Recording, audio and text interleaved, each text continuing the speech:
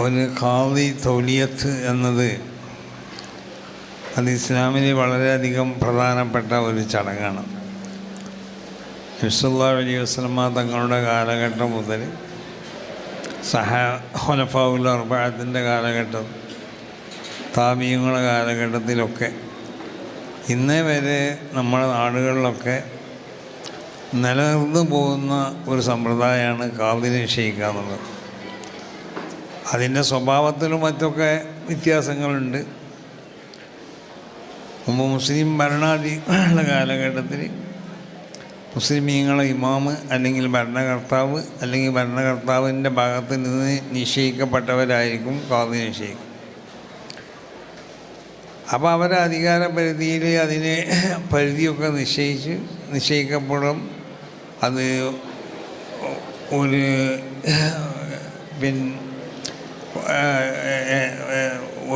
ജില്ലയിലോ അല്ലെങ്കിൽ ഒരു സ്റ്റേറ്റിലോ അങ്ങനെ അതിൻ്റെ സ്വഭാവം അനുസരിച്ച് പൊതു ഭരണാധികാരി നിശ്ചയിക്കുമ്പോൾ അതിന് അദ്ദേഹത്തിനേക്ക് അധികാരം ഉണ്ടാവും, അല്ലെങ്കിൽ ഭരണകൂടത്തിലേക്ക് അധികാരം ഉണ്ടാവും.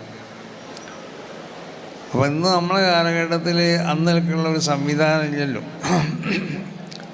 നമ്മളൊരു മതേതര രാജ്യത്താണ് ജീവിക്കുന്നത്. നമുക്ക് ഖാദി നിശ്ചയിച്ചു തരാൻ ഗവൺമെൻറ്റിൻ്റെ ഭാഗത്ത് നിന്ന് അധികാരപ്പെടുത്തപ്പെട്ടവരോ അല്ലെങ്കിൽ മറ്റുള്ളവരൊന്നുമില്ല. അപ്പോൾ ഖാദിനെ നിശ്ചയിക്കപ്പെടാൻ പിന്നീട് അങ്ങനത്തെ സംവിധാനങ്ങളൊന്നും ഇല്ലെങ്കിൽ ഓരോ മഹല്ലത്തിലുള്ള ആ മഹല്ലത്തിലുള്ള കാര്യങ്ങൾ തീർപ്പാക്കാൻ വേണ്ടി ജനങ്ങൾ സമീപിക്കുകയും അതിൻ്റെ തീർപ്പിന് വേണ്ടി നേതൃത്വം നൽകുകയും ചെയ്യുന്ന ആളുകളാണ് പിന്നെ ഖാദി നിശ്ചയിക്കേണ്ടത്. ഓരോ മഹല്ലത്തിലും ആ മഹല്ലത്തിൻ്റെ ആളുകൾക്ക് ഖാദി നിശ്ചയിക്കാം എന്ന് പറഞ്ഞാൽ വേറെ ഏതെങ്കിലും ഒരു മഹല്ലത്തിലുള്ള ആളുകൾ നിശ്ചയിച്ച ഖാദി നിങ്ങൾക്ക് ബാധകമല്ല എന്നുള്ള അർത്ഥം. അപ്പോൾ വേറെ ഇപ്പം നിങ്ങൾ നിശ്ചയിക്കുക, നിങ്ങളെ ഈ 3 മഹല്ലിലുള്ള ആളുകൾ കൂടിക്കൊണ്ട് ഇപ്പോൾ നിശ്ചയിച്ചു.